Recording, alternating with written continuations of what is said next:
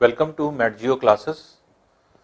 आज हम लोग ज्योग्राफी में एक बहुत ही इंपॉर्टेंट पोर्शन पढ़ने जा रहे हैं। एक बहुत ही इंपॉर्टेंट और इंटरेस्टिंग टॉपिक है जो कि है आपका लैटिट्यूड्स एंड लॉन्गिट्यूड्स।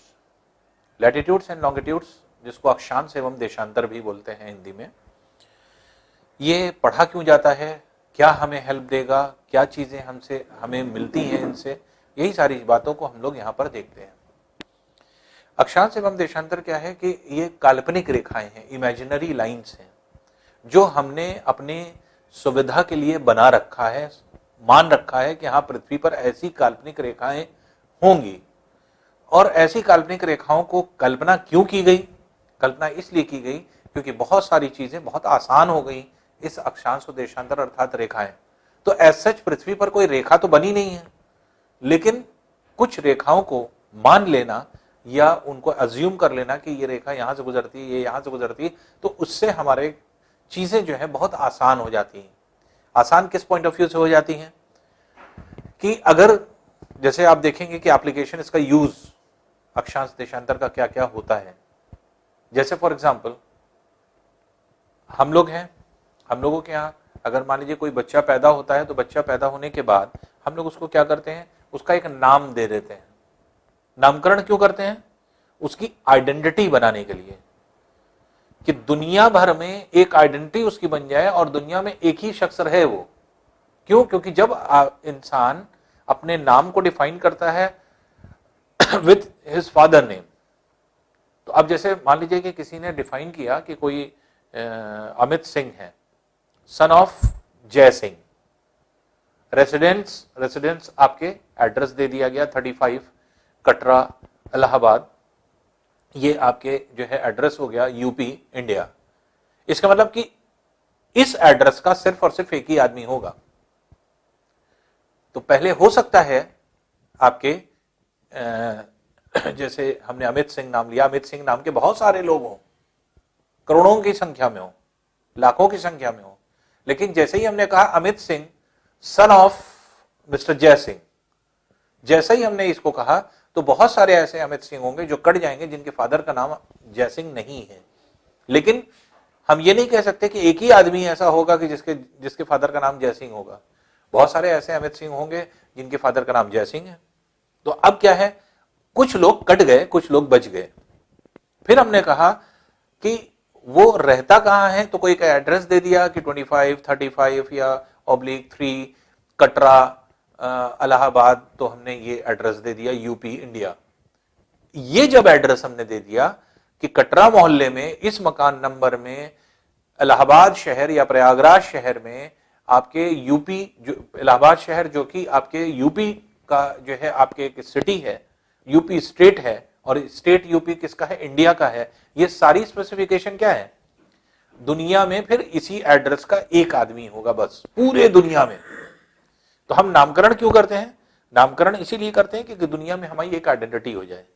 तो अक्षांश और देशांतर सबसे इंपॉर्टेंट चीज, दुनिया के हर एक स्थान की आइडेंटिटी हो और तुरंत आप सारी चीजों को जो है आपके एक तरह से आपके नजरों के सामने सारी चीजें आ जाएं, तो बहुत आसानी से, बहुत इजीली जो है आप क्वेश्चन इसका कर सकते हैं। तो अगर आप देखेंगे तो बहुत सारी सुविधाएं आपको मिलती हैं इस टॉपिक को पढ़ने से। तो अक्षांश क्या होता है, देशांतर क्या होता है, उसको हम लोग पहले देखें। तो अक्षांश देशांतर को डिफाइन कैसे करते हैं या किस तरह से डिफाइन करते हैं। पृथ्वी पर कुछ काल्पनिक रेखाएं बनाई गई। काल्पनिक रेखाओं में जो क्षैतिज रेखाएं हैं, हॉरिजॉन्टल लाइंस हैं, इन हॉरिजॉन्टल लाइंस को लैटिट्यूड कहा गया, और जो वर्टिकल लाइन है इनको लॉन्गिट्यूड कहा गया। तो हमारी अर्थ जो है इस तरह की ढेर सारी लाइनों के द्वारा घिरी हुई है।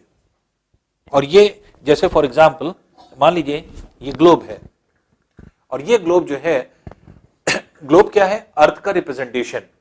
ये अर्थ का रिप्रेजेंटेशन है। अर्थ कैसा होगा हम ऐसे कल्पना कर रहे हैं। तो ग्लोब क्या है, एक जो है आपके एक तरह से रिप्रेजेंटेशन हो गया कि हम अर्थ को ऐसे डिनोट कर रहे हैं। अब अर्थ पर अगर हम कल्पना कर रहे हैं कि कुछ रेखाएं होंगी, तो इस पर देखिए ढेर सारी रेखाएं ऐसे बनी हुई हैं, ऐसे बनी हुई, और इसी पे पूरा वर्ल्ड है। अर्थ कुछ इस तरह का होगा जिसपे ढेर सारी रेखाएं हैं जो कि आपकी इस तरह से बनी है, तो इस तरह से रेखाएं बनी होंगी। तो जो क्षैतिज रेखाएं होती हैं, ये हॉरिजॉन्टल लाइंस। तो हॉरिजॉन्टल लाइंस जो होती हैं उन्हीं को हम क्या कहते हैं, अक्षांश, दैट इज लैटिट्यूड। और जो लंबवत रेखाएं होती हैं, परपेंडिकुलर, ये क्या कहलाती हैं आपके, ये सारी रेखाएं कहलाती हैं आपकी लॉन्गिट्यूड्स। तो क्षैतिज रेखाओं को क्या कहेंगे, आपके लैटिट्यूड्स, अक्षांश, और लंबवत रेखाओं को क्या कहेंगे, देशांतर। तो अब ये जो है आपके एक तरह से अक्षांश और देशांतर हो गए। एक और डिफरेंस है, अक्षांश को अगर आप देखेंगे तो अक्षांश सर्कुलर इन शेप होता है, इसका आकार वृत्ताकार होता है, सर्कुलर होता है। इसके मतलब कि कोई अगर अक्षांश है तो वो क्या है, एक सर्कल के फॉर्म में पाया जाएगा, इसका पूरा एक सर्कल फॉर्म होगा। इस तरह से आप देख रहे हैं, ये सर्कल फॉर्म होगा। लेकिन देशांतर क्या है, देशांतर पूरा सर्कल नहीं होता, हाफ सर्कल है, यहां से यहां तक ये देशांतर। इसके पीछे वाला अगर आप कंप्लीट करेंगे तो पीछे वाला दूसरा देशांतर है, ये दूसरा देशांतर है। तो इसलिए जब हम देशांतर की बात करते हैं, लॉन्गिट्यूड की बात करते हैं, तो लॉन्गिट्यूड्स आर सेमी सर्कुलर। तो सेमी सर्कुलर है, तो सेमी सर्कल्स में आते हैं, अर्धवृत्त में आते हैं। और जबकि जो है आपके सर्कुलर शेप होता है क्षैतिज, दैट इज लैटिट्यूड्स का। तो अब अक्षांश और देशांतर की अगर हमने ये बात किया, तो अक्षांश देशांतर में बहुत सारे ऐसे अक्षांश देशांतर जो आपने पढ़े, जो कि हम लोगों के काम आते हैं, बहुत सारी चीजें हम लोग इसको बोलते भी हैं। अब जैसे सपोज कर लीजिए कि जो आपके देशांतर है, देशांतर का दूसरा नाम क्या है, लॉन्गिट्यूड्स का दूसरा नाम, लॉन्गिट्यूड्स का दूसरा नाम है मेरिडियंस, इनको मेरिडियंस भी कहते हैं। और 0 डिग्री देशांतर जो है, इसको हम लोग क्या कहते हैं, प्राइम मेरिडियन, प्रधान याम्योत्तर। क्यों ऐसा कहा जाता है, अभी हम लोग आ रहे हैं इस टॉपिक पे, कि प्रधान याम्योत्तर उसको कहते हैं। अक्षांश में अगर आप देखेंगे तो अक्षांश में भी आपके वेरिएशन होता है, उनको अलग अलग नाम दिया गया है। तो अब देखिए अक्षांश देशांतर है क्या, अब हमें यह देखना है कि इनकी संख्या कितनी होती है। लैटिट्यूड्स की संख्या जो होती है, अगर लैटिट्यूड्स को अगर हम देखें तो लैटिट्यूड्स की संख्या जो होती है, अक्षांश की संख्या जिसको हम लोग कहते हैं, वो 181 होती है, 181। और लॉन्गिट्यूड्स की संख्या अगर हम देखें कि लॉन्गिट्यूड्स कितने होते हैं, तो वो 360 होते हैं। तो 360 जो है आपके लॉन्गिट्यूड्स होते हैं और 181 जो है वो लैटिट्यूड्स होती है। कैसे, ये सारी चीज अभी हम लोग एक्सप्लेन करते हैं। आइए देखते हैं अक्षांश और देशांतर के बारे में। जैसे हम कहें अक्षांश, तो हॉरिजॉन्टल लाइंस जो होंगी, बीच में जो रेखा होगी वो सबसे बड़ी रेखा है। ये जो बीच में आप देख रहे हैं ये सबसे बड़ी रेखा है। तो यहां से अगर आप देखेंगे तो सर्कुलर पार्ट ये बीच में सबसे बड़ा है, रेडियस सबसे बड़ा है। लेकिन जैसे ही आप इधर से ध्रुव की ओर चलेंगे, पोल की तरफ, तो आप देखेंगे सर्कल छोटा होता जाएगा, रेडियस छोटा होता जाएगा। तो सबसे बड़ा रेडियस कहां पे मिलता है, बीच में। और ये सर्कल को 2 इक्वल हाफ्स में डिवाइड करता है। इस जो आपके रेखा है जो कि बीच में होती है, इसको हम 0 डिग्री अक्षांश मान लेते हैं। इसी को 0 डिग्री अक्षांश कहते हैं। इसी को क्या कहा जाता है, इसी को कहते हैं हम विषुवत रेखा या भूमध्य रेखा या इक्वेटर। तो विषुवत रेखा, भूमध्य रेखा या इक्वेटर के नाम से जाना जाता है, जो 0 डिग्री होता है। और ये क्या करता है, ये पूरे पृथ्वी को 2 बराबर हिस्सों में बांट देता है। इसके अलोंग अगर हम इसको पृथ्वी को काट दें तो आधा गोला इधर, आधा गोला इधर। तो इस सर्कल के उत्तर में जितना भाग होता है, उत्तरी भाग, ये सब क्या कहलाता है, उत्तरी गोलार्ध। ये ऊपर पोर्शन जो हो गया नॉर्दर्न हेमिस्फीयर हो जाएगा। और इसके दक्षिण में जितना भाग होगा ये सब क्या हो जाएगा, दक्षिण गोलार्ध, सदर्न हेमिस्फीयर हो जाएगा। और ये सर्कल्स जो होते हैं, ये अगर आप देखें तो आपके छोटे होते चले जाते हैं। और ये सर्कल्स छोटे होते होते एक तरह से ये एक पॉइंट में कन्वर्ट हो जाते हैं। इसी तरह यहां पर भी सर्कल्स जो होंगे ये आपके छोटे होते चले जाते हैं और सर्कल्स छोटे होते होते आपके एक पॉइंट में कन्वर्ट हो जाते हैं, जैसा कि आपके डायग्राम में आप यहां देख रहे हैं। सबसे बड़ा सर्कल, छोटा सर्कल होता चला गया और कहां तक गया, ऊपर ध्रुव पर आते आते ये सर्कल छोटा होता चला जाता है। तो यहां से आप ऐसे देख सकते हैं कि अगर हम इसको देखें तो यहां पे अगर आप देखें सर्कल सबसे बड़ा, फिर और हम इधर आए और छोटा हो गया, और हम इधर आए और छोटा हो गया। इस तरह से ये छोटा होता चला जा रहा है जैसे जैसे हम लोग पोल पर आ रहे हैं। तो सबसे बड़ा जो सर्कल होता है वो अक्षांश जो है आपके, उसी को हम जो है प्रधान जो है अक्षांश मानते हैं, प्राइम जो है आपके एक तरह से लैटिट्यूड मानते हैं, और उसी को हम विषुवत रेखा या भूमध्य रेखा इक्वेटर कहते हैं, जो कि उत्तरी गोलार्ध और दक्षिण गोलार्ध का विभाजन करता है, नॉर्दर्न और सदर्न हेमिस्फीयर को डिवाइड करता है, दो पार्ट में आपके बांटेगा। कुछ रेखाएं हैं जो कि हम लोगों ने कल्पना की है, एक ये कल्पना किया है। फिर आपको हमने इंट्रोडक्शन में बताया था कि 23.5 डिग्री उत्तर अक्षांश, 23.5 डिग्री दक्षिण अक्षांश, 66.5 डिग्री दक्षिण अक्षांश, 90 डिग्री दक्षिण अक्षांश, 66.5 डिग्री उत्तर अक्षांश और 90 डिग्री उत्तर अक्षांश। इन सबको एक स्पेसिफिक नाम दिया गया। जैसे 0 डिग्री को हमने क्या दिया, इक्वेटर, विषुवत रेखा। 23.5 डिग्री उत्तर को हमने कहा कर्क रेखा, ट्रॉपिक ऑफ कैंसर। ये सारी चीज हम इंट्रोडक्शन में बता चुके हैं पहले, इंट्रोडक्शन को आप देखिएगा। और ये बनी कैसे, कहा, क्या डिनोट करती हैं ये सारी चीजें। तो 23.5 डिग्री उत्तर को कर्क रेखा, ट्रॉपिक ऑफ कैंसर, 23.5 डिग्री दक्षिण को मकर रेखा, ट्रॉपिक ऑफ कैप्रिकॉर्न। और ये रेखाएं क्या है, ये रेखाएं हमने आपको एक्सप्लेन भी किया है कि सूर्य की जो किरणें आती हैं, ये सूर्य की किरणें या तो लंबवत होती हैं अर्थ के सरफेस पे, नॉर्मल होंगी 90 डिग्री पे, या तिरछी आती हैं। अगर सूर्य है तो पृथ्वी के किसी समय पर अगर लंबवत है तो कहीं ना कहीं आपके तिरछी होंगी, इस तरह से इंक्लाइंड रेज। तो जो नॉर्मल रेज हैं उनकी ये सीमा रेखा है, कर्क रेखा, मकर रेखा। इसका मतलब कि अर्थ हमेशा इन्हीं के बीच में रहता है। अर्थ का जो अर्थ के ऊपर जो सूर्य की किरणें पड़ती हैं, नॉर्मल रेज हमेशा इन्हीं के बीच में होती हैं, कर्क रेखा और मकर रेखा के बीच में। और हमने आपको डेट भी बताई थी, जैसे 21 मार्च को सूर्य का लंबवत प्रकाश विषुवत रेखा पे होता है, फिर 21 जून को पहुंच जाता है कर्क रेखा पर, 23 सितंबर को फिर से विषुवत रेखा पर आ जाता है, और फिर 22 दिसंबर को मकर रेखा पे आ जाता है। तो इस तरह से जो है आपके ये चेंजेस आते हैं अर्थ के नॉर्मल जो आपकी रेज होती हैं उनके मूवमेंट में। और बहुत अच्छे से हमने एक्सप्लेन किया है इंट्रोडक्शन में, अगर इंट्रोडक्शन में आप देखेंगे। फिर 66.5 डिग्री उत्तर अक्षांश, ये क्या है, आर्कटिक वृत्त। आर्कटिक क्यों कहा गया, क्योंकि इस सर्कल के अंदर पूरी तरह से आर्कटिक महासागर आता है। आर्कटिक महासागर को ये चारों तरफ से घेरे हुए है, इसलिए इसको आर्कटिक वृत्त के नाम से जाना जाता है। देखिए 66.5 डिग्री की रेखा ये जा रही है, ये है, और इसी के अंदर ये है आपके आर्कटिक ओशन। आर्कटिक ओशन, तो आर्कटिक ओशन अगर आप देखेंगे तो यहां पे अगर आप देखें तो ये पूरा 66.5 डिग्री है, और ये जो ब्लू कलर आपको दिखाई पड़ रहा है ये है आर्कटिक ओशन।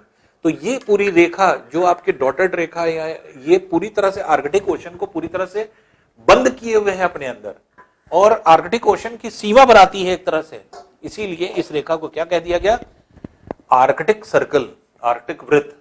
और उसी तरह एंटार्कटिक वृत्त इसको क्यों कहा जाता है, जैसे आर्कटिक महासागर को ये बंद किए है, वैसे ही नीचे एंटार्कटिक महाद्वीप को ये बंद किए हुए हैं। तो ये जो 66.5 डिग्री दक्षिण है, इसके अंदर एंटार्क्टिका जो महाद्वीप है, कॉन्टिनेंट है, वो इसके अंदर पूरी तरह से आता है। तो सदर्न पार्ट, ये व्हाइट वाला पोर्शन अगर आप देख रहे हैं, ये आपके दिख रहा है व्हाइट वाला पोर्शन, तो ये व्हाइट पोर्शन जो है वो आइस कवर्ड है, और अंदर 66.5 डिग्री की रेखा है, इसके बीच में आपके ये लाई करता है। तो इसलिए ये जो आपके पोर्शन है व्हाइट वाला, ये पूरा एंटार्क्टिका है। तो 66.5 डिग्री 66.5 डिग्री साउथ जो है, ये पूरी तरह से एंटार्क्टिका कवर किया, इसलिए एंटार्क्टिक सर्कल के, एंटार्क्टिक वृत्त के नाम से जाना जाता है। और 90 डिग्री नॉर्थ जो कि एक पॉइंट है, वो पॉइंट क्या है, ये है ध्रुव, पोल्स। पोल्स को कैसे डिफाइन करेंगे, पोल जो है अर्थ के दो ऐसे पॉइंट हैं जो पृथ्वी के, जो अर्थ के रोटेशन में पार्टिसिपेट नहीं कर रहे हैं।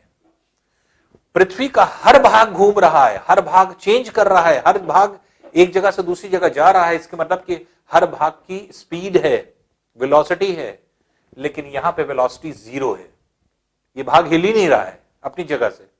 क्यों? आप देख सकते हैं, अगर अर्थ रोटेट करेगा तो अर्थ के हर हिस्सा रोटेट करेगा, लेकिन ये पॉइंट करेगा, ये पॉइंट फिक्स है, ये पॉइंट एक जगह पे है, तो अर्थ चाहे जितना घूम ले, ये पॉइंट और ये पॉइंट आप देखिए उसी जगह पे रुका हुआ है, स्टिल पोजीशन पे है। तो वो दो ऐसे पॉइंट जिसके अलोंग अर्थ रोटेट कर रहा है, ऐसे दो पॉइंट जिस पर अर्थ की स्पीड 0 होती है, ऐसे पॉइंट को हम लोग क्या कहते हैं? ध्रुव। तो नॉर्थ पोल और साउथ पोल क्या है? ये दो ऐसे पॉइंट हैं जहां पर अर्थ की रोटेशनल स्पीड 0 होती है, अर्थात अर्थ की घूर्णन गति जो होती है ये 0 होती है। इसका मतलब कि अर्थ पूरी तरह से हर वक्त घूम रहा है, लेकिन इस पॉइंट पर नहीं, ये पॉइंट फिक्स है, रुका हुआ है वहीं पर, वहां पर उसकी स्पीड नहीं है। तो पृथ्वी के दो ऐसे पॉइंट जिसके अलोंग पूरी पृथ्वी घूम रही है, उस दो पॉइंट पर जहां पर अर्थ की रोटेशनल स्पीड 0 हो जाती है, ऐसे पॉइंट को हम लोग ने क्या डिफाइन किया? ये होता है पोल्स, जिसको हम लोग उत्तरी गोलार्ध में है तो नॉर्थ पोल, दक्षिण गोलार्ध में है तो साउथ पोल। अब जो हम लोग डिफाइन कर रहे थे वो ये कर रहे थे कि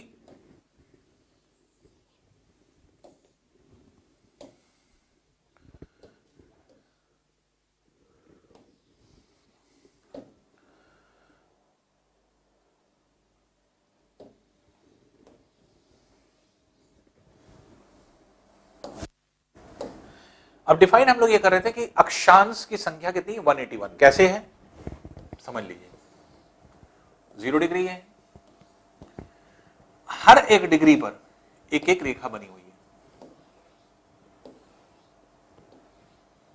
तो 1 डिग्री, 2 डिग्री, 3 डिग्री, कहां तक? 90 तक। मतलब क्या हुआ? मतलब यह हुआ कि 0 से अगर इंक्लिनेशन एंगल का 10 डिग्री है इस पॉइंट का, तो हम ये कहेंगे कि ये 10 डिग्री अक्षांश है। अगर कोई स्थान जा रहा है इस पॉइंट पर, यहां से इंक्लिनेशन अगर हम देखें 1 डिग्री का बन रहा है, तो ये 1 डिग्री हो जाएगा।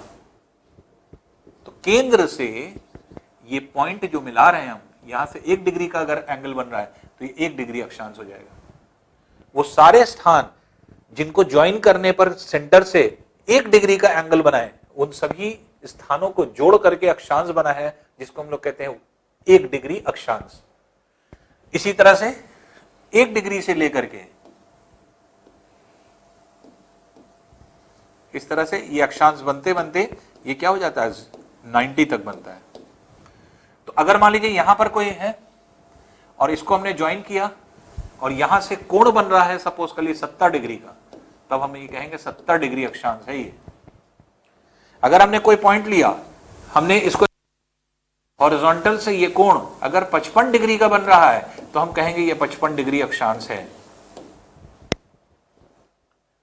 अब इसको अलग कैसे किया गया? क्योंकि 1 डिग्री यहां भी है, 1 यहां भी है, 2 यहां भी है, 2 यहां भी है, 3 यहां भी है, 3 यहां भी है, 70 यहां भी है, 70 यहां भी है, 80 यहां भी है, 80 यहां भी है, 90 यहां भी है, 90 यहां भी है। कैसे अलग किया जाए? अलग किया गया कैसे? अक्षांश जो आपके पृथ्वी को दो भाग में बांट रही थी वो इक्वेटर था, और ये अक्षांश जो कि पृथ्वी पर सबसे वृहद वृत्त है, बिगेस्ट सर्कल है, तो ये सबसे बिगेस्ट सर्कल होता है जो कि आपके पृथ्वी पर पाया जाता है। ये प्रश्न भी आपके एग्जाम में पूछा गया है, वनडे एग्जामिनेशन में पूछा गया था कि पृथ्वी पर सबसे बड़े वृत्त को क्या किस नाम से जाना जाता है? तो विषुवत रेखा कहते हैं या फिर प्राइम मेरिडियन कहते हैं। इस तरह से आपके 4 ऑप्शंस बनाए गए थे। तो विषुवत रेखा बिगेस्ट सर्कल है। अब यहां से अगर हम लोग देखें तो इस तरह से सर्कल जो है आपके एक तरह से चेंज होता चला जाता है 1 से 90 डिग्री तक। यहां पर अगर कोई चीज है तो इसको अगर हम केंद्र से मिलाएंगे तो हॉरिजॉन्टल से कितना एंगल बनेगा? 90 बन रहा है, इसीलिए इस अक्षांश का नाम क्या है? 90 डिग्री। तो इधर भी एंगल वही है, इधर भी एंगल वही है। तो अब इसलिए अब डिवाइड कैसे किया गया? हमने कहा ये ऊपर नॉर्दर्न हेमिस्फीयर है, ये सदर्न हेमिस्फीयर, इसलिए जितने अक्षांश नॉर्दर्न हेमिस्फीयर बने सबके आगे नॉर्थ लिख दिया जाता है, और जितने दक्षिण गोलार्ध में बने सबके आगे साउथ लिख दिया जाता है। तो उत्तरी उत्तरी गोलार्ध में जितने भी अक्षांश हैं उन सब के नाम के आगे क्या लगाते हैं? उत्तर। और दक्षिण गोलार्ध में जितने होते हैं उन सब के आगे क्या लगाते हैं? दक्षिण। तो कभी भी जो अक्षांश लिखा जाता है उसके आगे उत्तर या दक्षिण लगता है, पूर्व पश्चिम नहीं लगेगा। क्या लगेगा? उत्तर और दक्षिण। जैसे हमने कहा 17 डिग्री उत्तर, तो इसके मतलब ये क्या है? ये अक्षांश है। हमने कहा 85 डिग्री दक्षिण, तो ये अक्षांश है। हमने कहा 60 डिग्री पूर्व, तो ये अक्षांश नहीं है। अक्षांश क्या होगा? या तो उत्तरी गोलार्ध में या दक्षिण गोलार्ध में। इसलिए आगे नॉर्थ लगेगा या साउथ लगेगा। तो नॉर्थ साउथ लगा है, इसके मतलब वो अक्षांश को प्रदर्शित कर रहा है। और अक्षांश की संख्या बात आती है तो 1 से लेकर के 90 तक, 90 अक्षांश उत्तरी गोलार्ध में है, नॉर्दर्न हेमिस्फीयर में। 1 डिग्री, 2 डिग्री, 3 डिग्री, कहां तक? 90 डिग्री तक। इसी तरह से 1 डिग्री दक्षिण से लेकर के 90 डिग्री दक्षिण तक 90 अक्षांश दक्षिण गोलार्ध में है, सदर्न हेमिस्फीयर में है। और एक ये 0 डिग्री विषुवत रेखा जो बीच में है। तो उत्तरी गोलार्ध में 90 अक्षांश, दक्षिण गोलार्ध में 90 अक्षांश, और विषुवत रेखा सहित, इक्वेटर इंक्लूडिंग इक्वेटर, विषुवत रेखा सहित अक्षांशों की कुल संख्या कितनी हो जाएगी? 90 + 1 + 90 दैट इज इक्वल टू 181, 181। तो अब अक्षांशों की टोटल संख्या कितनी होती है? 181। कोई लर्न करने की जरूरत नहीं है, रटने की जरूरत नहीं है, सिर्फ समझने की जरूरत है।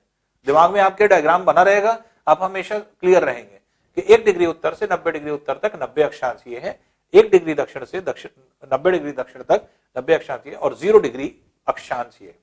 0 डिग्री के आगे ना तो नॉर्थ लगा ना साउथ लगा। क्यों ऐसा? इसलिए कि अगर हम इसको 2 पार्ट में डिवाइड कर दें, नॉर्दर्न हेमिस्फीयर और सदर्न हेमिस्फीयर, तो आप देखेंगे कि जो नॉर्दर्न हेमिस्फीयर बनेगा या सदर्न हेमिस्फीयर बनेगा, दोनों में 0 डिग्री आएगा, क्योंकि इसी रेखा के अलोंग तो काटा जा रहा है। तो विषुवत रेखा दोनों जगह मौजूद है, उत्तरी गोलार्ध में भी, दक्षिण गोलार्ध में भी, क्योंकि यहीं से तो काटा गया पृथ्वी को। तो पृथ्वी को कल्पना किया जा रहा है कि पृथ्वी अगर यहां से काट दी जाए तो उत्तरी और दक्षिण गोलार्ध में ये विभक्त हो जाएगा। इसका मतलब नॉर्दर्न हेमिस्फीयर और सदर्न हेमिस्फीयर में ब्रेक हो जाएगा। दोनों गोलार्धों में है। ऐसे गोलार्ध, ऐसे अक्षांश या देशांतर जो कॉमन हो जाते हैं गोलार्धों में, उनके आगे ना तो उत्तर लगता है, ना दक्षिण लगता है, ना पूर्व लगता है, ना पश्चिम लगता है। तो अक्षांशों में पहला अक्षांश आपने पढ़ा जिसके आगे ना तो नॉर्थ लगेगा ना साउथ लगेगा, सिर्फ क्या पढ़ा जाएगा? 0 डिग्री अक्षांश, 0 डिग्री अक्षांश, 0 डिग्री लैटिट्यूड, जिसको हमने नाम क्या दिया है? विषुवत रेखा, भूमध्य रेखा का या इक्वेटर का। इसका नामकरण हमने कर दिया। तो अब अगर विषुवत रेखा की बात होगी, भूमध्य रेखा की बात होगी, इक्वेटर की बात होगी, दैट मीन्स हम 0 डिग्री अक्षांश की बात कर रहे हैं। और यही क्या है? आपके एक तरह से प्रधान अक्षांश माना गया, प्राइम जो है आपके अक्षांश माना गया। क्यों प्राइम माना गया? प्राइम इसलिए माना गया, है तो ढेर सारे अक्षांश, इधर भी है इधर भी है, लेकिन इसको प्राइम क्यों माना गया? क्योंकि इसने पृथ्वी को 2 बराबर गोलार्धों में विभाजित किया, उत्तरी गोलार्ध, दक्षिण गोलार्ध में। तो इसकी एक तरह से कहा जाए कि इसकी जो पोजीशन है वो अन्य से ज्यादा जो है प्रेफरेबल है, या ज्यादा इसको इज्जत दी गई, क्योंकि इसी के बेस पर उत्तरी और दक्षिण गोलार्ध डिवाइड किया गया। इसलिए इसको क्या कहा जाता है? ये आपके एक तरह से स्टैंडर्ड या जो है आपके प्रधान याम्योत्तर के प्रधान जो है आपके एक तरह से अक्षांश के नाम से जाना जाता है। तो ये एक तरह से क्या है? ये प्राइम लैटिट्यूड है जिसके आधार पर इसको हम लोग ने डिवाइड किया। तो अब ये चीज क्लियर हो गई यहां पे। तो अक्षांश क्या प्रदर्शित करता है? तो अब देखिए एक चीज, सबसे इंपॉर्टेंट चीज, उत्तरी गोलार्ध में नॉर्थ, दक्षिण गोलार्ध में साउथ।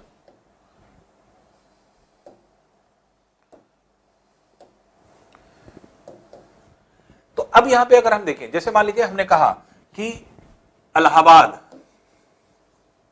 30 डिग्री उत्तर अक्षांश पर स्थित है। इसका मतलब क्या हुआ? इलाहाबाद की पोजीशन हमने अक्षांश से डिफाइंड अभी की है, अभी पोजीशन नहीं है इलाहाबाद की। इसका मतलब इलाहाबाद को कहीं पर भी अब 30 डिग्री अक्षांश पूरी एक रेखा होगी। मान लीजिए 0 डिग्री ये जा रहा है, तो 30 डिग्री अक्षांश यहां कहीं पूरा वृत्त है। और अगर 30 डिग्री की ये वृत्त जा रहा है, ये सर्कल जा रहा है, तो इलाहाबाद यहां भी हो सकता है, यहां भी हो सकता है, यहां भी हो सकता है, यहां भी हो सकता है, यहां भी हो सकता है, इस तरह पूरी उस रेखा पे कहीं पर भी हो सकता है। तो सिर्फ अक्षांश से क्या हम किसी की पोजीशन डिफाइन कर सकते हैं? नहीं कर सकते। हम सिर्फ सर्कल डिफाइन कर सकते हैं कि हाँ उस जगह पे है। तो अगर मान लीजिए हमने कहा इलाहाबाद 30 डिग्री पे है, ये है इलाहाबाद। इलाहाबाद जहां कहीं भी होगा, इलाहाबाद जहां कहीं भी है, ये है। तो इलाहाबाद जहां कहीं भी है, इसको अगर हम सेंटर से जोड़ेंगे, इसको अगर हम सेंटर से, केंद्र से जोड़ेंगे, जिस जगह भी है इलाहाबाद, तो इसको अगर हम केंद्र पर एक जो है आपके एक तरह से रेखा डालें और इसको कनेक्ट करें, तो आप देखेंगे कि यहां से क्षैतिज से इसका कोण कितना बनेगा? 30 डिग्री का। क्योंकि इलाहाबाद कहां स्थित है? 30 डिग्री उत्तर अक्षांश पे। क्योंकि कोण 30 डिग्री का बन रहा है, इसका मतलब ये अक्षांश क्या है?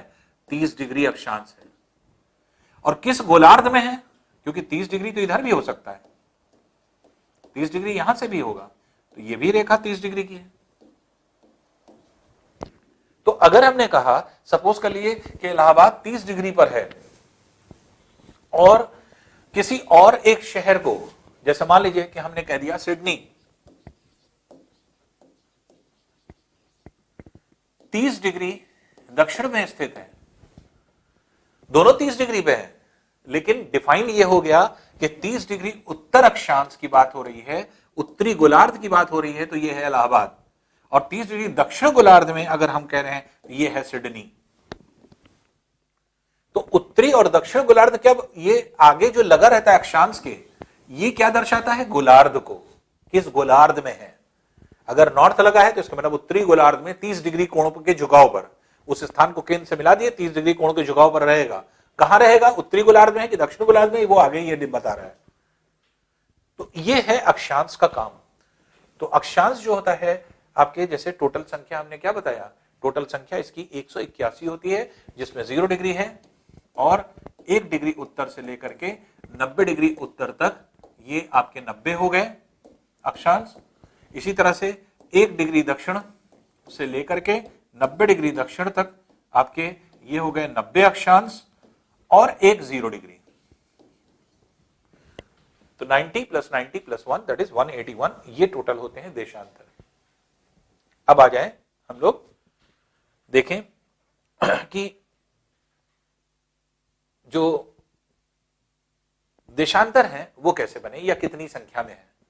देशांतरों को अगर हम लोग देखें, देशांतर सेमी सर्कुलर हैं और सेमी सर्कुलर जो है आपके एक तरह से जो है ये पाए जाते हैं। इनकी संख्या अगर देखेंगे तो 360 है। 360 कैसे है? तो देशांतर, पहली चीज तो हम लोग ने डिफाइन करी कि देशांतर है क्या। तो देशांतर क्या है? एक तरह से ऐसी जो है आपकी रेखाएं हैं, काल्पनिक रेखाएं, जो सेमी सर्कुलर बनती हैं और ऊर्ध्वाधर बनती हैं, वर्टिकल बनती हैं। तो वर्टिकल रेखाएं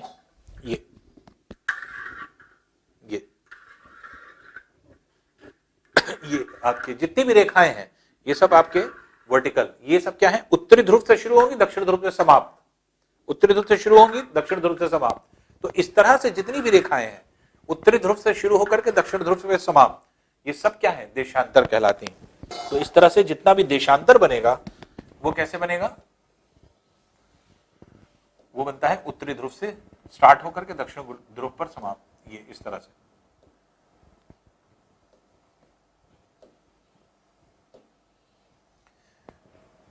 अब देखिए बात ये आती है कि अक्षांश को हमने आसानी से कैलकुलेट कर लिया था। कैसे?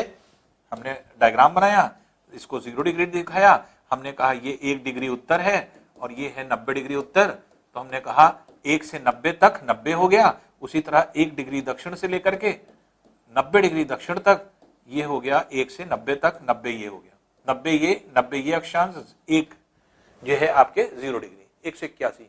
क्या देशांतर भी ऐसे ही हम कर सकते हैं? नहीं कर सकते। अगर हम डायग्राम ऐसे बनाएंगे तो हमें देशांतर आधे दिखाई पड़ेंगे, आधे नहीं दिखाई पड़ेंगे। क्योंकि अगर हम ऐसे ग्लोब को रखें तो आप सामने से देखेंगे तो ये तो देशांतर आपको दिख रहे हैं, लेकिन क्या पीछे वाले दिख रहे हैं? पीछे वाले आपको देशांतर नहीं दिख रहे हैं। तो अब हम कैसे बनाएंगे देशांतर को, ये देखिए। अब देशांतर को अगर आप देखेंगे तो ऐसे हम नहीं बनाएंगे। अगर हम देशांतर को, ग्लोब को ऐसे बनाएं, इसके मतलब ग्लोब हमें ऐसे दिखाई पड़े, ये वाला पोर्शन। ग्लोब हम ऐसे ना रखें, ऐसे रखेंगे तो सामने वाले देशांतर दिख रहे हैं, पीछे वाले नहीं दिख रहे हैं। ग्लोब को हम ऐसे रखें, इसके मतलब ध्रुव को हम बीच में कर दें, तो सारे देशांतर क्योंकि ध्रुव से निकलते हैं, इसलिए सारे देशांतर यहीं से हम काउंट कर लेंगे कितने हैं। तो ये देशांतर जो होते हैं ये एक तरह से आपके ध्रुव से निकलते हैं, ध्रुव पर खत्म हो जाते हैं। इसलिए ध्रुव अगर हम सेंटर में बना दें, डायग्राम को हम ऐसे ना बनाएं, ध्रुव को जो पोल है उसको हम यहां ना बनाएं, डायग्राम में अगर हम ध्रुव को बीच में बना दें तो देखिए आप यहीं से हम लोग क्लियरली बता सकते हैं कि हाँ जो देशांतर है उनकी संख्या कितनी होगी।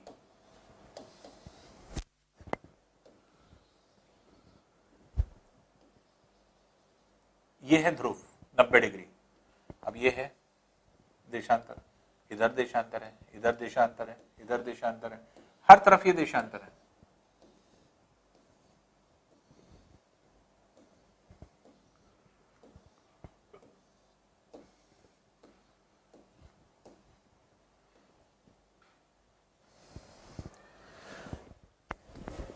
अब ये सारे देशांतर हैं। सर्कल में तो आसानी थी जब हम अक्षांश की बात कर रहे थे, और जब सर्कल बना रहे थे तो आपने देखा बीच वाला जो सर्कल है वो सबसे बड़ा था, और जैसे हम ध्रुव की तरफ छोटा होता चला गया तो जो सबसे बड़ा सर्कल था वो हमने प्राइम मान लिया। अब प्रॉब्लम ये आई कि देशांतर सब एक बराबर है, यहां शुरू के यहां खत्म, यहां शुरू करके यहां खत्म, यहां शुरू होकर के यहां खत्म, यहां शुरू होकर के यहां खत्म, सबकी लेंथ एक बराबर है। तो किसको हम प्राइम माने, तो प्राइम कैसे माना जाए या किस तरह से माने, तो इसको ये देखा गया कि प्राइम हम कहां से माने। जो देश होते थे पहले, जब समय नहीं निर्धारित हुआ करता था किसी देश का, अभी आप पढ़ेंगे बहुत इंटरेस्टिंग चीजें कि कोई देश अपने समय को कैसे निर्धारित करता है। पहले जब देशों में समय नहीं हुआ करता था, अपने अनुसार लोग समय जो है आपके एक तरह से कैलकुलेट कर लेते थे। मान लीजिए इंडिया ने कैलकुलेट किया है अपने समय को, तो उस इंडिया को क्या लेना देना कि पड़ोसी देश जो है वो क्या समय रखे हुए, और कम्युनिकेशन भी नहीं था, कोई जानता भी नहीं था, तो हर देश अपने हिसाब से समय रख लेता था कि इस टाइम अंधेरा हो रहा है तो इतना बजेगा, इस टाइम सुबह हो रही है तो इतना बजना चाहिए, इस तरह से आपके कैलकुलेशन किया जाता था। तो घड़ी बन चुकी थी, लेकिन यह है कि आपके समय आगे पीछे हो जाते थे देशों के। फिर यह हुआ कि सभी पूरे दुनिया के समय को एक साथ बांध दिया जाए। जैसे आज हम जहां भी हैं, हम इंडिया में हैं, लेकिन हम ये जान रहे हैं कि लंदन में इस टाइम क्या बज रहा है, आपके यूएसए में क्या बज रहा है, ब्राजील में क्या समय हो रहा है, ऑस्ट्रेलिया में क्या समय हो रहा है, या फिर किसी भी कंट्री में क्या समय हो रहा है, वो हम निकाल सकते हैं और जान सकते हैं। कोई जरूरी नहीं कि हाँ एक जगह पे। कैसे जान सकते हैं, क्योंकि सारी चीज एक दूसरे से कोरिलेटेड हो गई। अब कोई अपने अनुसार समय नहीं रखता है, ऑटोमेटिकली है वो। तो अब क्या है, कैसे है, वही चीज स्टैंडर्ड टाइम कैसे बनाया गया, तो उसी में सबसे इंपॉर्टेंट चीज आती है देशांतर। तो देशांतर जो है, जब ये समय की बात हुई, कंफ्यूजन हुआ, विश्व को एक मंच पे लाने की बात हुई, तो इंग्लैंड क्योंकि पहले क्या था, पूरी दुनिया पर राज कर रहा था, हर जगह उसका वर्चस्व था, इसलिए उसी ने इन सब चीजों की शुरुआत करी कि दिन को कैसे जो है आपके डिवाइड किया जाए, कैसे दिन जो है बनाए जाए, या किस तरह से समय को निर्धारित किया जाए। तो इंग्लैंड में एक स्थान है ग्रीनविच नामक स्थान। ग्रीनविच नामक स्थान है, उस ग्रीनविच नामक स्थान पर एक कॉन्फ्रेंस की गई और वर्ल्ड के सारे साइंटिस्ट को बुलाया गया, और वहां पर यह निर्धारित किया गया कि हाँ समय कैसे निर्धारित होगा या किस तरह से होगा। तो पहले यह हुआ कि गोलार्ध का विभाजन हो, तो गोलार्ध में फिर यह हुआ कि हम लोग इस समय जहां मौजूद हैं ग्रीनविच में, यही इसी को प्राइम मान लेते हैं, इस स्थान को। हमारे पूर्व में जो होगा वो पूर्वी गोलार्ध में, हमारे पश्चिम में जो होगा आधे भाग में वो पश्चिमी गोलार्ध, हमारे पूर्व में जो भाग होगा वो पूर्वी गोलार्ध। तो इसका मतलब कि जो पैमाना माना गया, जो स्टैंडर्ड माना गया, वो कहां पे माना गया, ग्रीनविच पे। ग्रीनविच को आधार बनाया गया क्योंकि सारे साइंटिस्ट वहीं बैठ के बात कर रहे थे। तो इसलिए ग्रीनविच से होकर के जाने वाली रेखा जो है ये है इंग्लैंड। इंग्लैंड के ग्रीनविच से होकर के जाने वाली जो रेखा है, जो इस तरह से जाती है, इसी को प्रधान याम्योत्तर या 0 डिग्री मान लिया गया। अब ये 0 डिग्री ये जा रही है, मान लीजिए कि हमने डायग्राम ऐसे बनाया, ध्रुव ये है, 0 डिग्री ये नीचे जा रही है, तो हमने 0 डिग्री को यहां पे डिनोट कर दिया, ये है 0 डिग्री। अब इस 0 डिग्री से ही सारे देशांतर बने। जैसे यहां से मान लीजिए इसकी कोण है 5 डिग्री, तो ये 5 डिग्री देशांतर हो जाएगा। यहां से अगर जो है 30 डिग्री कोण है तो ये 30 डिग्री देशांतर हो जाएगा। यहां से अगर मान लीजिए इसका 45 डिग्री है तो ये 45 डिग्री कोण हो जाएगा। यहां से अगर ये है 80 डिग्री तो ये 80 डिग्री हो जाएगा देशांतर। उसी तरह ये 90 डिग्री हो जाएगा। उसी तरह मान लीजिए 110 डिग्री हो गया ये। फिर यहां से जो है आपके मान लीजिए 120 डिग्री हो गया, यहां से 150 डिग्री ये हो गया, और यहां तक आते आते डिग्री हो गया। एंगल जैसे जैसे बढ़ता जा रहा है तो एंगल के बढ़ने पे इधर जो है आपके देशांतर बन रहे हैं हर 1 डिग्री पर एक। तो पहले 1 डिग्री के झुकाव पे, यहां से 1 डिग्री जो है उसको 1 डिग्री कहा जाएगा। उसी तरह इधर भी है। तो अगर ये जो है 1 डिग्री, 2 डिग्री, 3 डिग्री, इस तरह से आपके ये चलता चला गया। मान लीजिए 40 डिग्री पर ये है, 50 डिग्री पर ये आ गया, 70 डिग्री पर ये आ गया, 90 डिग्री पर ये आ गया, क्योंकि यहां से कोण 90 डिग्री बन रहा है। फिर यहां से मान लीजिए 105 डिग्री कोण ये बन रहा है, यहां से ये हो गया 160 डिग्री, ये मान लीजिए 170 डिग्री, और फिर से 180 हो गया। तो हर 1 डिग्री पर एक एक कोण बनता है। तो 1 डिग्री, 2 डिग्री, 3 डिग्री, 4 डिग्री, कहां तक? 180 तक। 1 डिग्री, 2 डिग्री, 3 डिग्री, 4 डिग्री, कहां तक? 180 तक। तो वहां पर डिसाइड क्या हुआ ग्रीनविच पे? ग्रीनविच पे डिसाइड ये हुआ कि दिशा के अनुसार अगर हम लोग देखें तो अभी दिशा का निर्धारण भी हम लोग देखते हैं कि दिशा का निर्धारण कैसे होगा या किस तरह से यह आपके दिशा निर्धारित होती है। तो दिशा को निर्धारित करने के लिए जो आपके तरीका बनाया गया वो क्या है? पहले दिशा को हम लोग डिफाइन कर लें। जैसे नॉर्मली आदमी क्या करता है, बहुत सारे लोग समझते हैं कि इधर पूर्व है, इधर पश्चिम है, ऊपर उत्तर है, नीचे दक्षिण है। ऊपर और नीचे कुछ नहीं होता। ये सारी चीज क्या है? दिशाएं ये हैं 4, ऊपर नीचे नहीं है। लेकिन जब हम किसी भी चीज को जो है आपके दिशा के अनुसार बनाते हैं तो कोई भी अगर हम दिशा के अनुसार अगर हम जो है किसी चीज को बनाते हैं, जैसे फॉर एग्जाम्पल मान लीजिए कि हमने जो है आपके ये बनाया यहां पे, तो अगर हम ऐसे बना रहे हैं इसको तो ये क्या हो जाएगा?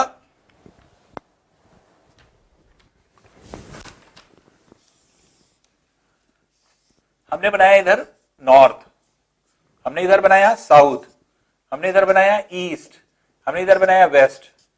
ये एक्चुअल में क्या है? पेपर हमने खड़ा कर दिया, बोर्ड हमारा खड़ा है इसलिए ऐसा दिख रहा है। एक्चुअल में दिशा ये है, नॉर्थ इधर आ रही है, साउथ उधर जा रहा है, ईस्ट इधर जा रहा है, वेस्ट इधर जा रहा है।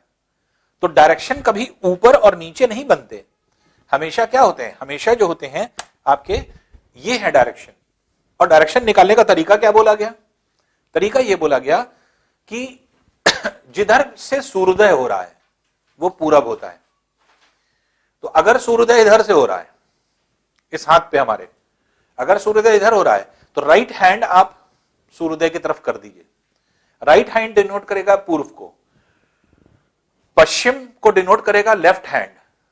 जो हमारा फेस है जिधर फेस करेगा वो है नॉर्थ, और जिधर हमारी पीठ होगी उधर होगा साउथ। ये जो है आपके डायरेक्शन का तरीका है।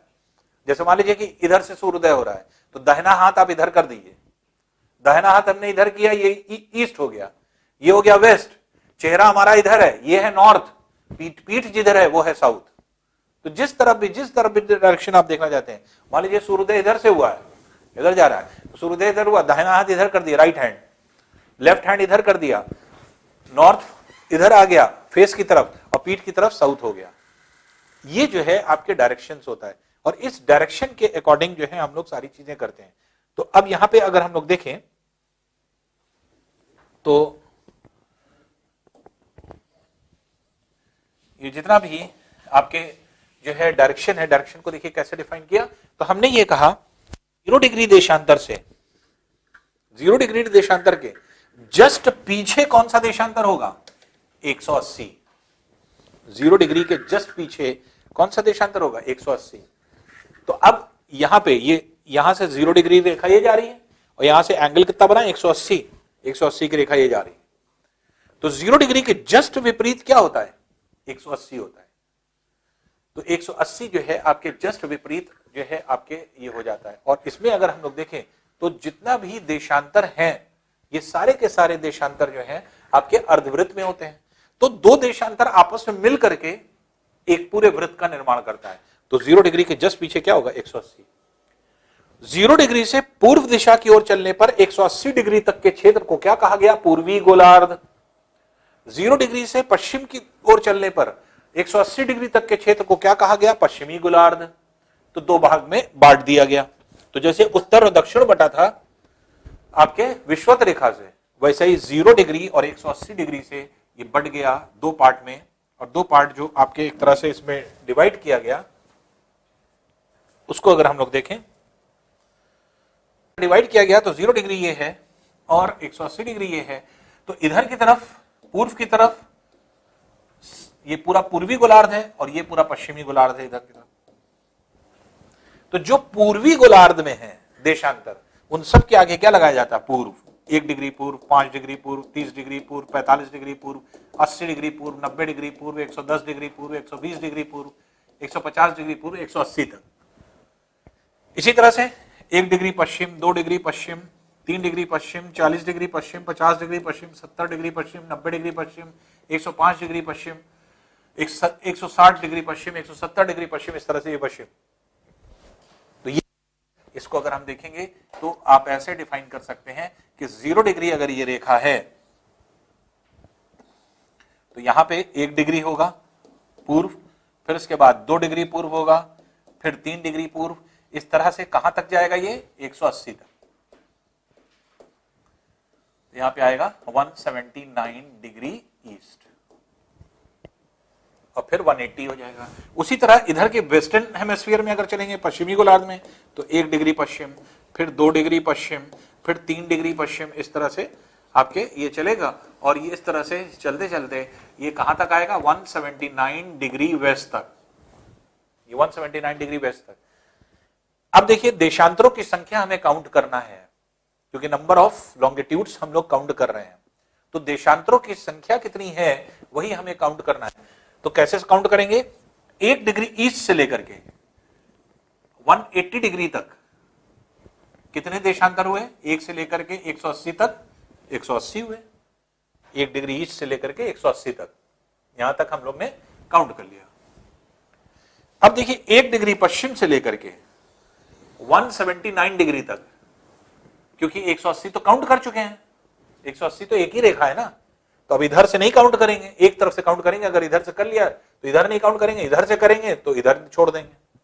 तो 0 डिग्री 1 डिग्री पूर्व से लेकर के 180 तक 180 देशांतर हुए। 1 डिग्री पश्चिम से लेकर के 179 तक 179 देशांतर हुए। और एक ये 0 डिग्री, तो 180 प्लस 179 प्लस 1 मिलके कितना हो गया? 360, 360 डिग्री।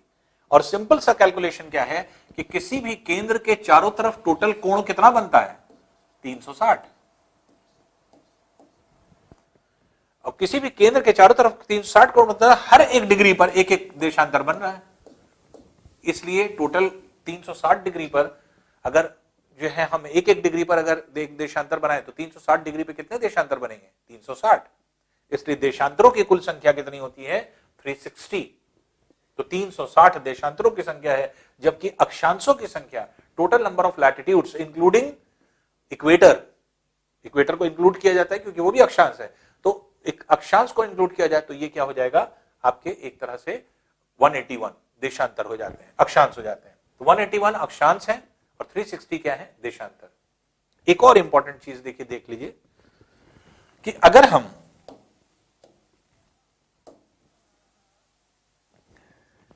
डिफाइन करें, अक्षांश की बात कर रहे हैं 1 डिग्री उत्तर से लेकर के 90 डिग्री तक, इसी तरह से 1 डिग्री साउथ से 90 डिग्री साउथ तक। तो हमने कहा अक्षांश की संख्या, जब हमने कहा तो 1 से लेकर के 90 तक 90 अक्षांश थे, 1 से लेकर के 90 तक 90 अक्षांश थे, और एक ये 0 डिग्री वाला। तो 90 प्लस 90 प्लस 1 मिलकर के कितने हो गए? 181। 181 अक्षांश होते हैं। कभी कभी क्वेश्चन को ट्विस्ट करने के लिए क्या कर देता है, थोड़ा सा सिर्फ, अब आपने 181 रट लिया, अब दिमाग में बैठा हुआ है, क्या कहेगा? Total number of latitudinal circles, अक्षांशी वृत्तों की संख्या कितनी है। अगर ये कहा जाएगा तो अक्षांशी वृत्त या जो है आपके एक तरह से कहा जाए कि लैटिट्यूडनल सर्कल्स कितने हैं, तब इसमें से 2 माइनस हो जाएगा, 179 हो जाएगा। ये सब छोटी छोटी चीजें हैं, छोटे छोटे क्वेश्चन होते हैं जो बहुत एग्जाम में पूछे जाते हैं, और ये किसी जगह पे मिलेंगे नहीं, कहीं रटिए नहीं, समझने की बात है खाली। 181 कैसे हैं, दिमाग में आपके डायग्राम बन गया, आप कभी नहीं भूलेंगे, आप हमेशा ये डायग्राम बना लेंगे, क्योंकि आपको पता है 1 से 90 तक 90 हुए, 1 से 90 तक 90 हुए, एक 0 डिग्री वाला हुआ 181। अक्षांशी वृत्तों की संख्या 179 होती है। क्यों? क्योंकि ये दो पॉइंट हैं, ये सर्कल के फॉर्म में नहीं बल्कि एक बिंदु के रूप में होते हैं, बाकी सब सर्कल के फॉर्म में होते हैं। सारे अक्षांश सर्कुलर फॉर्म में होते हैं, सिर्फ 2 ध्रुवों को छोड़ करके। इसलिए 2 ध्रुव अगर माइनस कर दीजिए तो बाकी बचे हुए सारे अक्षांश क्या है? वृत्त के रूप में है। तो अगर टोटल नंबर ऑफ लैटिट्यूड्स कहा जाए, अक्षांशों की कुल संख्या कितनी है, तो वो कितनी हो जाएगी? 181। आंसर कितना हो जाएगा? 1। लेकिन अगर कहा जाएगा कुल अक्षांशी वृत्तों की संख्या, total number of latitudinal circles, तब आंसर क्या हो जाएगा? तब ये हो जाएगा 179। इसलिए बहुत सतर्क रहने की बात है कि हम लोग कैसे जो है इसको जो है आपके डिफाइन करते हैं, या किस तरह से हमारे अक्षांश और देशांतर का जो आपके ये चीज है, ये नंबर है, ये कैसे जो है आपके डिफाइन होगा, या किस तरह से ये बनते हैं। अब देखिए, सबसे पहली चीज ये आती है कि अक्षांश देशांतर है। अब इसका हम लोग और आगे उपयोग पढ़ते हैं। अभी क्या है कि अभी हम लोग जो है उपयोग पढ़ने से पहले कुछ और भी देख लें, क्योंकि जब हम रोटेशन की बात कर रहे हैं या फिर घूमने की बात कर रहे हैं, कुछ और छोटे छोटे कॉन्सेप्ट्स होते हैं। जैसे हम कहें कि अर्थ जो है वो किस डायरेक्शन में रोटेट कर रहा है, क्लॉकवाइज डायरेक्शन में या एंटी क्लॉकवाइज डायरेक्शन में। तो अर्थ जो है वो कुछ ऐसे रोटेट कर रहा है, ये ऐसे रोटेट कर रहा है, तो एंटी क्लॉकवाइज डायरेक्शन में है कि क्लॉकवाइज डायरेक्शन में है? तो अर्थ दोनों डायरेक्शन में रोटेट कर रहा है।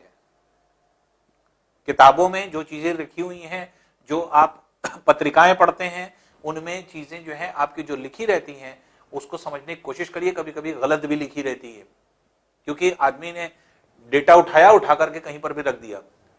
जब आप डीपली क्वेश्चन को पढ़ने रहे हैं, आप सिविल सर्विसेज की प्रिपरेशन करने जा रहे हैं, आप अच्छे एग्जामिनेशन की तैयारी करने जा रहे हैं, तो हर एक कॉन्सेप्ट क्लियर होना चाहिए। इन्हीं छोटे छोटे कॉन्सेप्ट्स पर आपके सिविल के प्रश्न बनते हैं।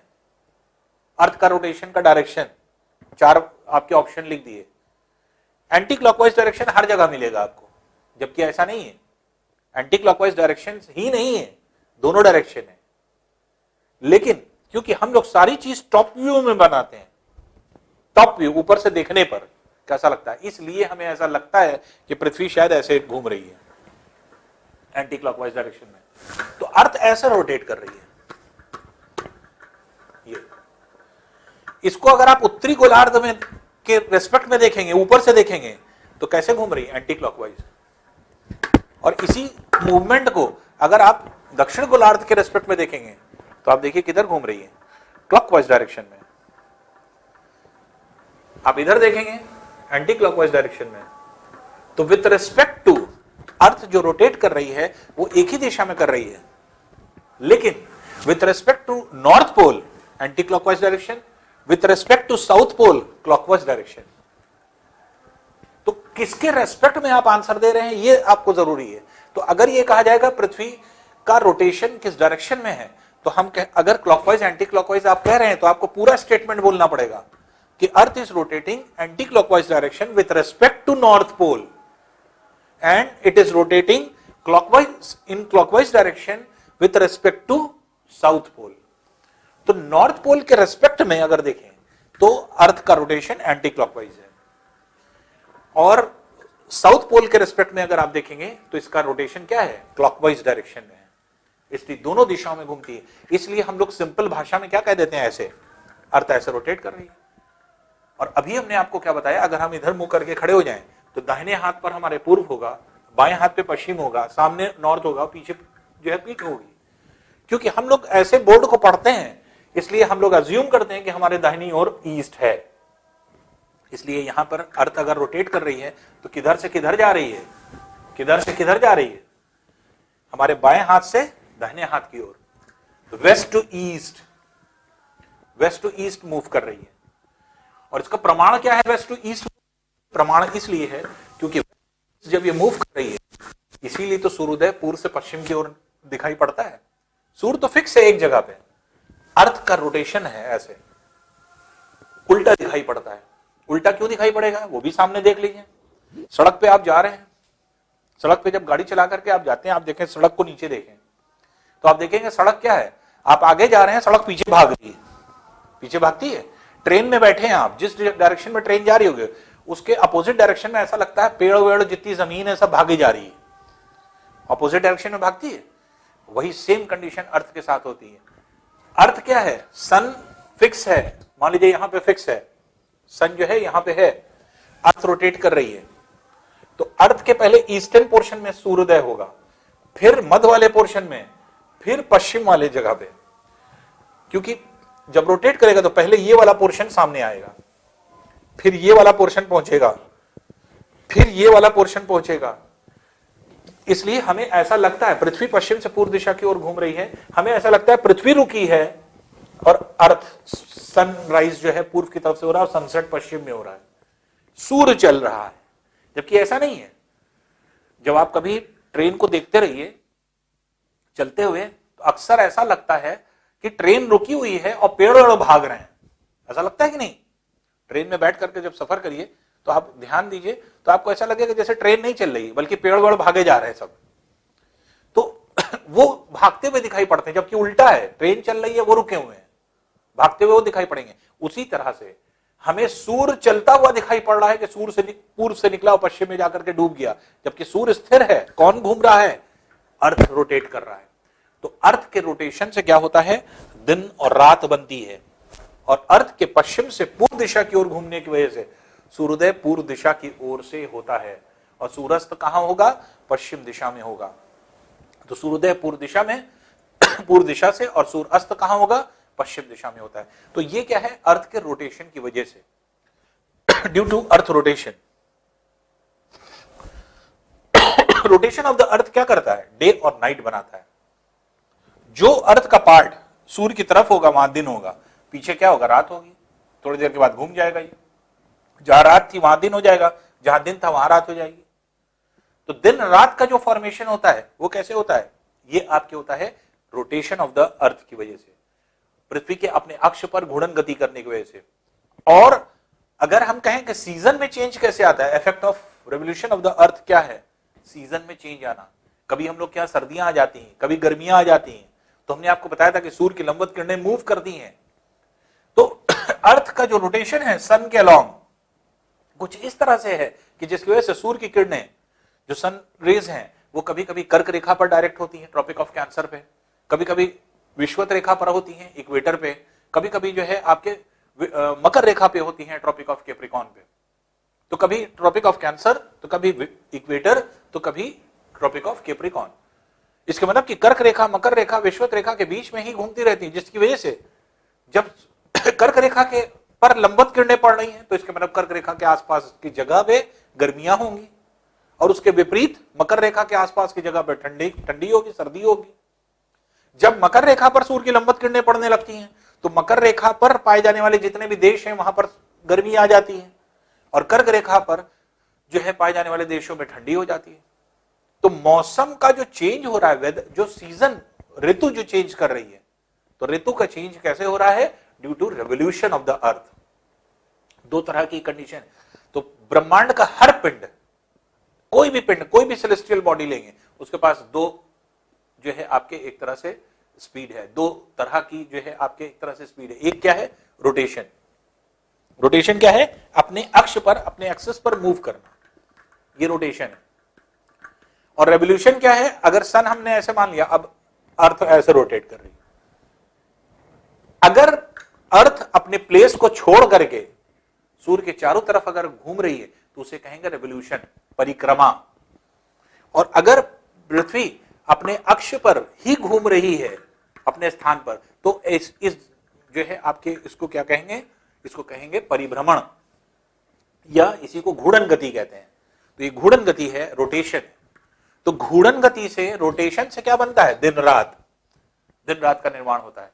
और परिक्रमा से, रेवोल्यूशन से क्या होता है? रेवोल्यूशन से आपके जो सीजन में चेंज आता है, ऋतुओं में परिवर्तन होता है, वो आपके एक तरह से बनता है। तो इस तरह से अगर हम लोग देखें तो अक्षांश और देशांतर का आपके एक तरह से अभी हम लोग ने सिर्फ महत्व पढ़ा है, अभी मतलब मेन महत्व हम लोग ने अभी नहीं देखा, यूज एप्लीकेशन नहीं देखा। अभी सिर्फ हम लोग एक आउटलाइन कर रहे हैं कि अक्षांश और देशांतर एक्चुअल में है क्या, अक्षांश देशांतर होता क्या है, या किस तरह से पढ़ा जाए। तो हमें यह चीज क्लियर हो गई कि अक्षांश क्या है? क्षैतिज वृत्त है। जल्दी से रिवीजन आपका करा दें। क्षैतिज वृत्त है और ये वृत्तीय आकार में होते हैं। विषुवत रेखा सबसे बड़ा वृत्त है, और जो आपके अक्षांशी वृत्तों की संख्या है, अक्षांशों की संख्या 181 है, अक्षांशी वृत्तों की संख्या 179 है। देशांतर हमने आपको बताया कि हर 1 डिग्री पर देशांतर होता है, इसलिए 360 डिग्री पर 360 देशांतर होंगे। तो नंबर ऑफ लॉन्गिट्यूड्स जो हो जाएंगे वो 360 हो जाएंगे, नंबर ऑफ लैटिट्यूड्स जो हो जाएंगे वो आपके 181 हो जाएंगे। अब लैटिट्यूड्स और लॉन्गिट्यूड्स की हेल्प से जो आपके एक तरह से क्वेश्चन बनते हैं वो क्या बनेंगे, या एप्लीकेशन क्या है, इनका यूज क्या है, हम पढ़ क्यों रहे हैं, हमने ये चैप्टर क्यों पढ़ना शुरू किया, हम अक्षांश देशांतर के बारे में क्यों ऐसा जान रहे हैं, हम क्या जानना चाहते हैं कि हाँ अक्षांश देशांतर क्या करते हैं। तो अक्षांश देशांतर और दूसरी चीज rotation of the earth and revolution of the अर्थ की वजह से सारी एक्टिविटीज होती हैं। जितनी भी एक्टिविटी हम लोग पढ़ेंगे आगे चल करके वो सब मूवमेंट ऑफ द अर्थ की वजह से और या फिर अक्षांश और देशांतर पोजीशन की वजह से। ये कहीं पर जैसे पोजीशन चेंज करेगी सब कुछ चेंज हो जाता है, एनवायरमेंट चेंज हो जाता है, क्लाइमेट चेंज हो जाता है, रहने वाले लोग चेंज हो जाते हैं, जो भी आपके एक तरह से खान पान होता है वो चेंज हो जाता है, रहन सहन के ढंग चेंज हो जाते हैं, सारी चीज चेंज हो जाती है। तो जैसे ही हम लोग के अक्षांश या प्लेसेस बदलती हैं तो प्लेसेस के बदलने से ये सारी चीजों में चेंज आता है और ये आपके परिवर्तन देखने को मिलता है। तो इस तरह से अगर देखा जाए तो आपके कितने जो हैं आपके अक्षांश और देशांतर हैं, तो अक्षांशों की संख्या 181, देशांतरों की संख्या 360। अब इसका नेक्स्ट टर्न पे हम लोग एप्लीकेशन पढ़ते हैं। तो एप्लीकेशन क्या होगा, तो ये आगे हम लोग इसको कंटिन्यू करते हैं कि इसका एप्लीकेशन क्या है।